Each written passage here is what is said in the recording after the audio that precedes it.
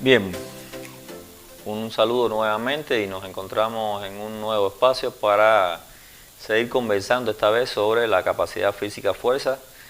En la actividad pasada veíamos algunos aspectos básicamente generales de los cuales se entendía de dónde dependía o cuáles eran los factores dependientes de la fuerza y cuáles eran algunos conceptos tanto desde el punto de vista teórico como algunos aspectos que tienen que ver con la clasificación de la fuerza. Hoy pretendemos ver estos cuatro elementos: métodos, medios empleados para su desarrollo, formas organizativas y algunas pruebas que se pueden utilizar de manera genérica para poder comprobar o evaluar el alcance de la capacidad física fuerza. Vamos a empezar con los métodos de trabajo. Básicamente los métodos de trabajo se pueden agrupar en dos conjuntos. Uno de ellos que es el llamado método complejo para el desarrollo de la fuerza, que como su nombre lo está diciendo, hay un amplio margen de trabajo, engloba muchos planos musculares y que generalmente se va a poder realizar con atletas jóvenes o en etapas de entrenamiento donde no se precisen aspectos muy específicos del trabajo de la fuerza.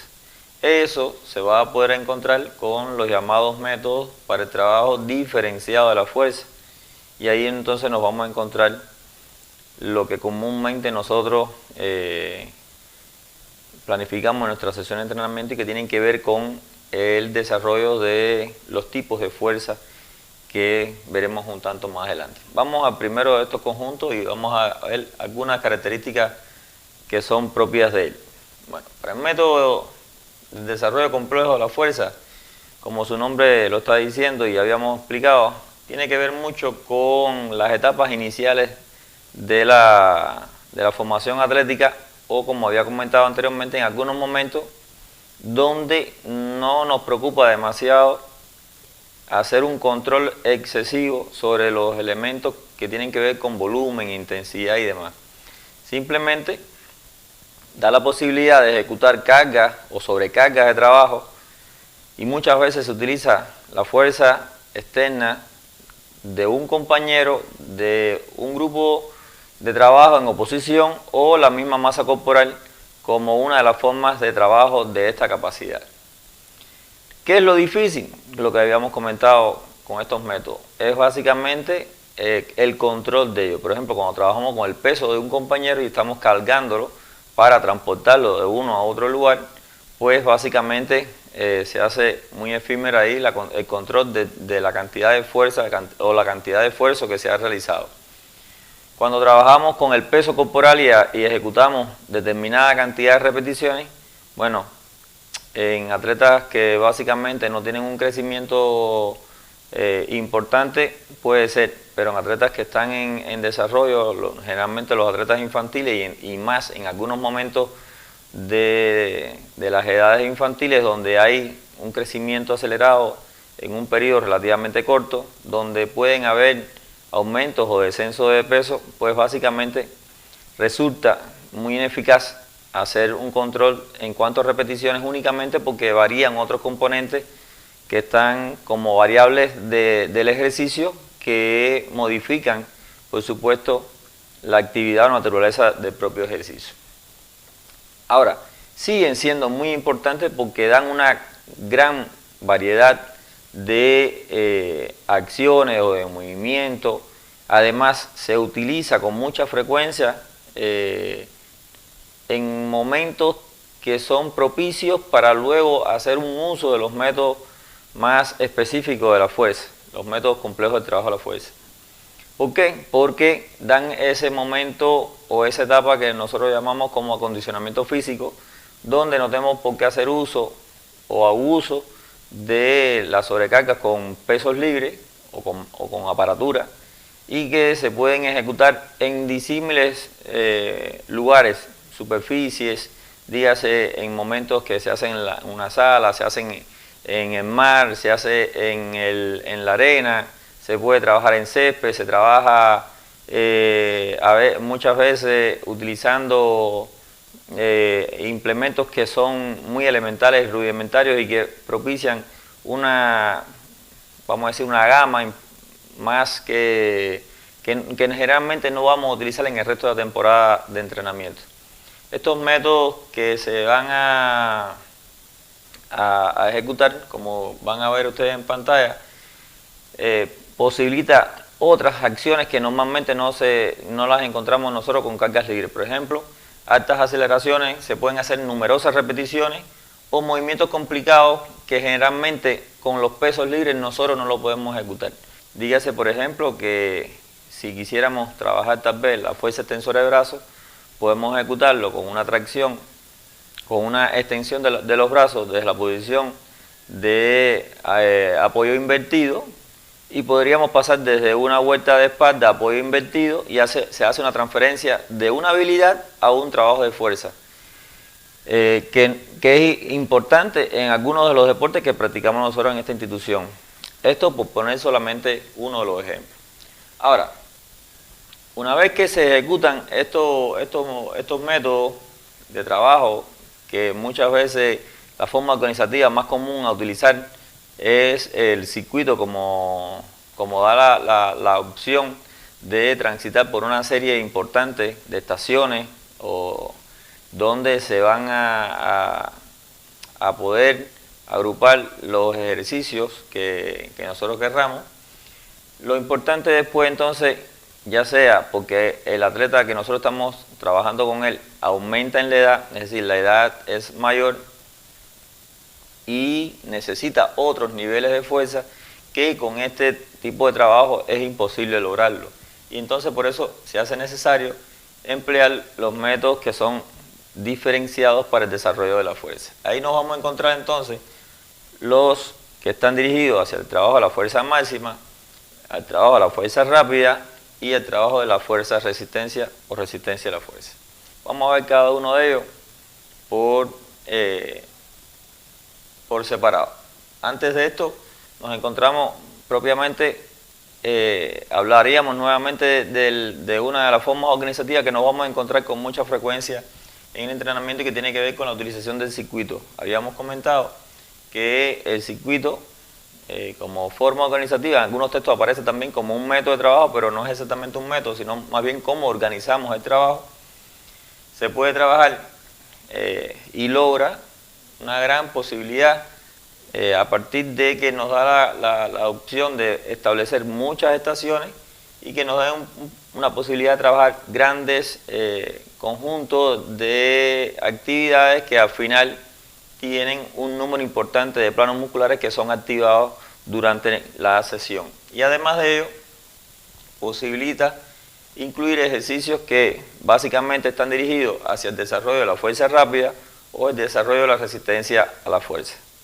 Como quiera que sea, es utilizado tanto en el desarrollo de los métodos complejos de la fuerza como en el trabajo diferenciado de la fuerza. Por eso está en este momento, porque a partir de aquí se utiliza con mucha más frecuencia el trabajo de las estaciones. Vamos entonces a hablar un tanto de cuando se hace el uso de los métodos diferenciados de la fuerza. Siempre hay que tener una referencia que ya no sería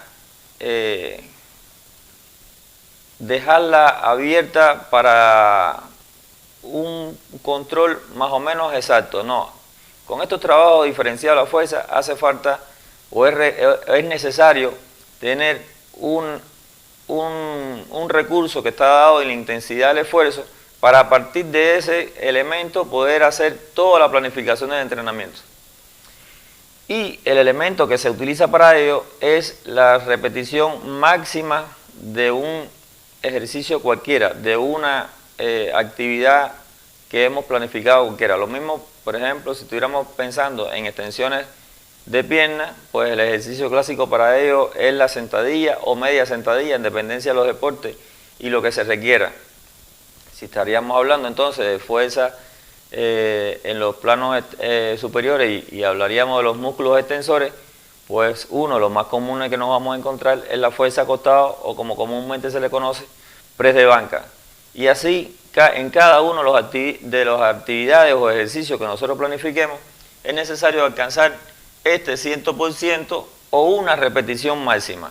Ahora, fuera de algunos deportes, como la halterofilia o algunas especialidades, como básicamente son los saltos o los lanzamientos en el atletismo, el resto de los deportes muchas veces se hace complejo llegar a conocer cuál es este 100% o una repetición máxima.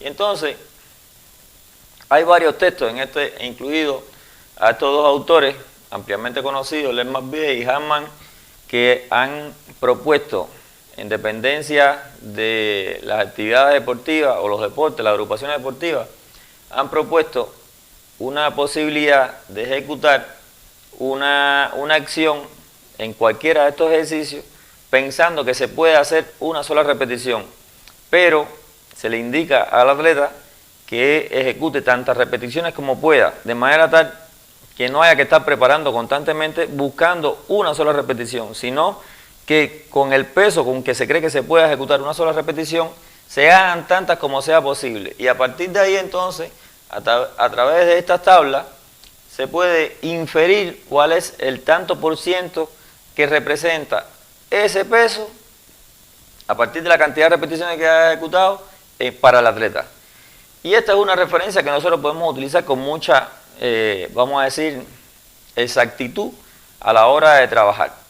En el caso de Hartman, es para fundamentalmente deportes que tienen que ver con características de tipo cíclico, donde el trabajo de la fuerza es un tanto menos importante. En el caso de McBeal, tiene que ver más con los deportes que tienen esa característica, deportes donde el trabajo de la fuerza máxima es un tanto más significativo. Y les explico por qué. Como ustedes pueden ver aquí, hay una agrupación un tanto más amplia. Para el caso de Hartman, nos dice que de 2 a 3 repeticiones puede ser el 95% y el 100% es únicamente con una repetición. En el caso de McBeal, van a ver que hasta el 95% sigue siendo una sola repetición. La agrupación aquí está dada, ¿por qué? Porque como vamos a ver, un deportista que su expresión máxima tenga que ver con la fuerza tope, es decir, los niveles máximos de fuerza, muy probablemente puedan ejecutar una sobrecarga de ese peso en mayor medida que un deportista de características cíclicas. Vamos a poner los ejemplos para que se entienda perfectamente. Un halterofílico puede hacer un ejercicio clásico, por decir algo, el envión, y puede ejecutar con ese esfuerzo un valor tal que muy difícilmente un atleta de, por ejemplo, natación pueda llegar a ejecutarlo. Ahora, sin embargo, en esfuerzos de características submáximas, es decir, si estaríamos hablando de un 90%, que relativamente el atleta de halterofilia puede cargar sin muchas dificultades, pues prácticamente la cantidad de repeticiones que puede hacer con ese peso tal vez sería inferior al que puede ejecutar relativamente el atleta de natación para el caso de ese mismo 90%. Es decir, el atleta de natación nunca podrá levantar, entre comillas, no debe levantar el mismo peso que el halterofílico, pero sin embargo podrá ejecutar en un peso inferior a este, relativamente, es decir, relativo en cuanto al peso para cada uno de los atletas, podrá hacer mayor cantidad de repeticiones que el atleta de halterofilia, porque las condiciones propias del deporte lo propicia. Es decir, la característica del deporte en la halterofilia es que ejecutan un esfuerzo y máximo pueden hacer 3 intentos de ese ejercicio. En el caso de los deportes cíclicos, pues no se requieren niveles de esfuerzo máximo, pero sí esfuerzos de características submáximas o moderados, pero muy repetidos en el tiempo.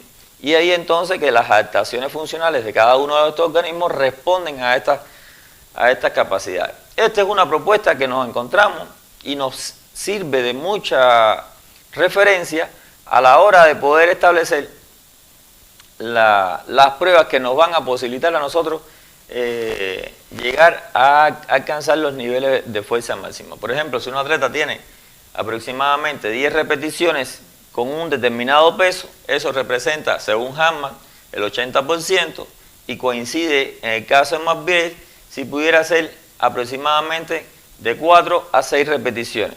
¿Ya? Es básicamente como se entiende esta tabla.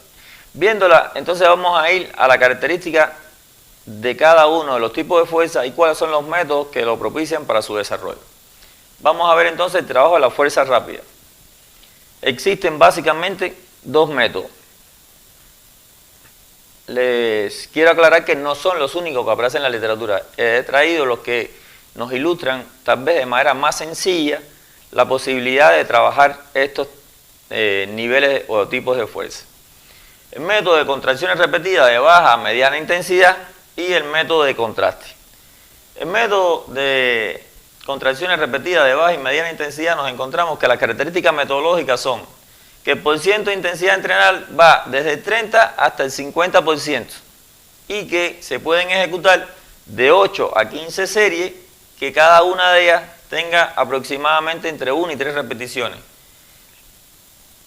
¿Qué significa que la duración de la pausa de descanso sea completa? Bueno, básicamente aquí estaríamos pensando que la recuperación, cuando se habla de estos niveles de fuerza, el tiempo mínimo para poder trabajarlo debe ser aproximadamente entre minuto y medio y 2 minutos para ejecutar la próxima serie. ¿Por qué? Porque aproximadamente a minuto y medio se recupera aproximadamente el 90% del grupo de los fosfágenos que se han utilizado.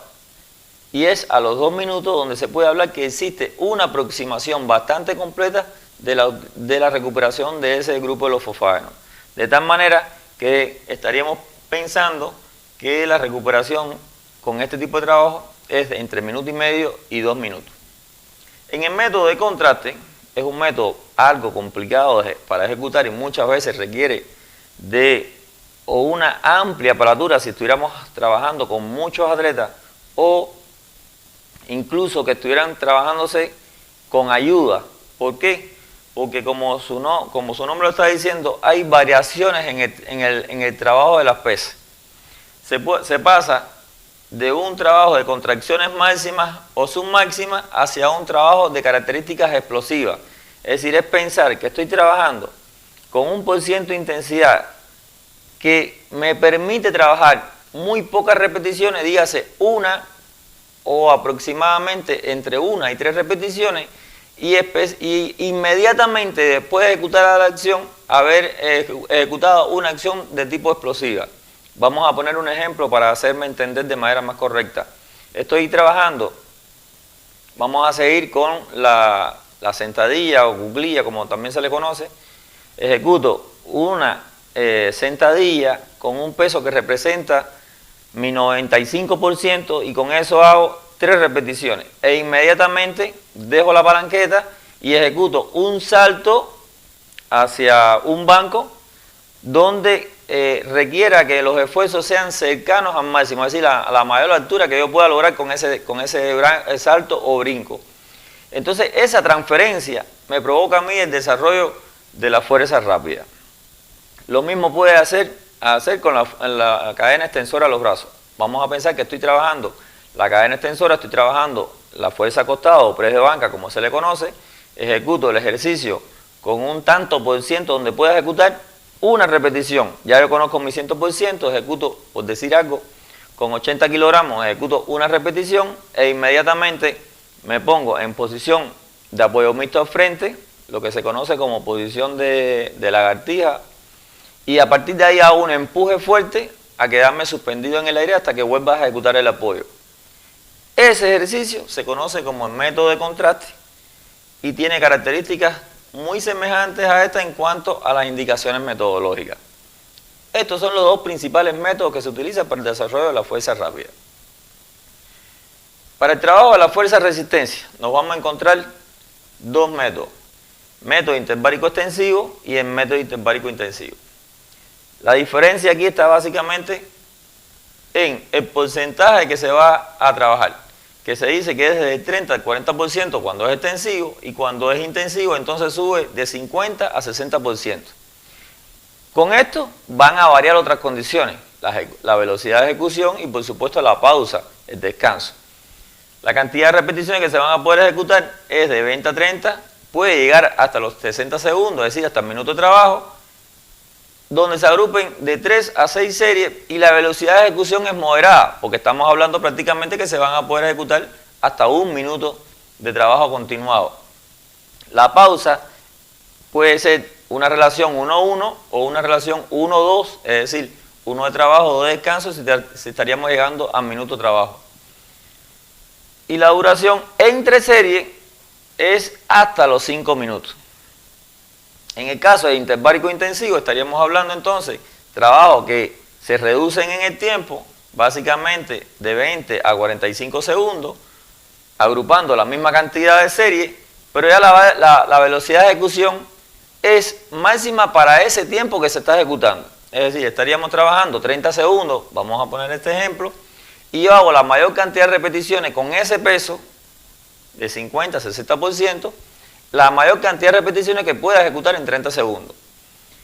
La duración del descanso entre series, como ustedes ven, se acorta, estoy trabajando con el método interbárico intensivo, y la pausa entre series también se disminuye, es decir, estaríamos llegando aproximadamente entre 1 y 3 minutos de pausa. Para el trabajo de la fuerza máxima nos vamos a encontrar entonces 3 métodos. El método de contracciones cortas máximas, método de contracciones submáximas repetidas y el método combinado. Método de contracciones cortas máximas es aquel método que nos permite trabajar intensidades que estén cercanas al máximo si no son las máximas.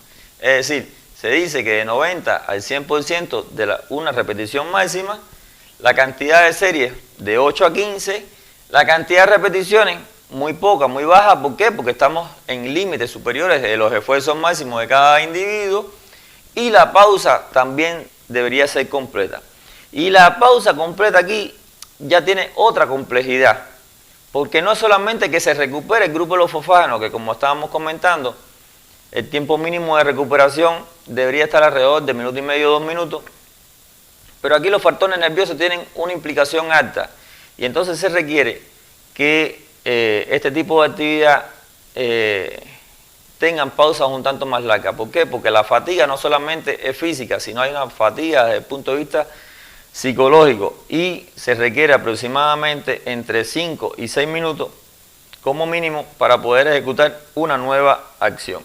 Además, no interesa la cantidad, básicamente no interesa mucho la cantidad de repeticiones que se puedan ejecutar, que no es que no tenga importancia, pero la calidad es la que prima, y la calidad está dada en este porcentaje de intensidad que hemos planificado.